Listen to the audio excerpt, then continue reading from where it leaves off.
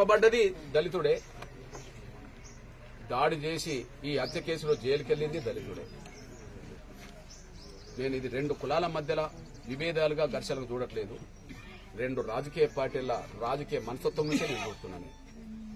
ఇది ప్రధానంగా ఈ రెండు నియోజకవర్గాల్లోనే అది ఎక్కువ కేంద్రీకరించింది. ఈ సంస్కృతి రాయలసీమలో ఉండేది.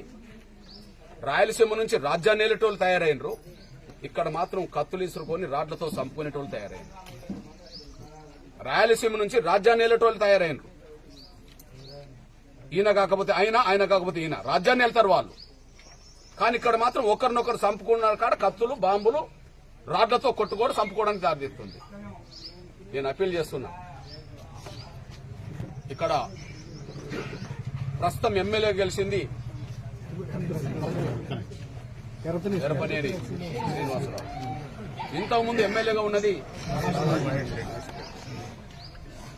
ఆడ అధికార ప్రతిపక్షం సంబంధించిన వాళ్ళు ఒకరు చంద్రబాబు నాయుడు, ఒకరు జగన్మోహన్ రెడ్డి. ఇక్కడ అధికార పక్షం సంబంధించిన వాళ్ళు ఒకరు శ్రీనివాసరావు లేదా మహేష్ రెడ్డి. అర్థమైంది అనుకుంటా మీకు. ఇక్కడ వీళ్ళిద్దరు ప్రత్యక్షంగా ఎదురుదాడి చేసుకోరు, ఆడ ప్రత్యక్షంగా ఇద్దరు ఎవరు ఎక్కడ ఎదురుదాడి చేసుకోరు. ఇక్కడ మాత్రం వాళ్ళు నమ్ముకున్న వాళ్ళు మాత్రం కత్తులు పట్టుకోవాలి, కటార్లు పట్టుకోవాలి, బాంబులు పట్టుకోవాలి. వాళ్ళ కోసం వీళ్ళు చచ్చిపోవాలి, వాళ్ళ కోసం వీళ్ళు జైలుకి వెళ్ళాలి. ఒకరు చచ్చిపోయేట వాళ్ళు అవుతారు, ఒకరు జైలుకి వెళ్ళటం అవుతుండ్రు. వాళ్ళు మాత్రం ఉంటే అధికారం ఉంటుండ్రు, లేదా ప్రతిపక్షం ఉంటుండ్రు. ఇక్కడ చంపినోడు జైలుకి వెళ్తాడు, చంపబడ్డాడు చనిపోతాడు. ఇక్కడ రెండు, ఒకరు చంపబడతారు, ఒకరు జైలుకి వెళ్తారు. అక్కడ ఇద్దరు, ఒకరు అధికారం ఉంటారు, ఒకరు ప్రతిపక్షం ఉంటారు. ఇవాళ అధికారం ఉన్న వాళ్ళు రేపు ప్రతిపక్షం అవుతారేమో, రేపు ప్రతిపక్షం ఉన్న వాళ్ళు మళ్ళీ అధికారం అవుతారేమో. వాళ్ళ పాత్రలు మారతలేవు. వీళ్ళు జైలుకి వెళ్ళడం అవుతలేవు, వీళ్ళు చచ్చిపోవడం అవుతలేవు. నేను ఇద్దరికి అప్పీల్ చేస్తున్నా. ముందుగా ఎస్పీ గారికి గుర్తు చేస్తున్నా, మీరు స్వతంత్ర భూమిక పోషించండి. శాంతి భద్రతలు విఘాతం కలిగే శక్తుల పట్ల కఠినంగానే ఉండండి. అధికారం ఎవరుంటే వాళ్ళ మాటలు వినకుండా, ఎవరి వల్ల శాంతి భద్రతలకు విఘాతం కలుగుతుందో, ఎవరు ఇట్లాంటి ప్రోత్సహిస్తున్నారో వాళ్ళ అధికారంలో ఉన్నా, వాళ్ళ ప్రతిపక్షంలో ఉన్నా, వాళ్ళు ఏ పార్టీలో ఉన్నా వాళ్ళని అరికట్టండి.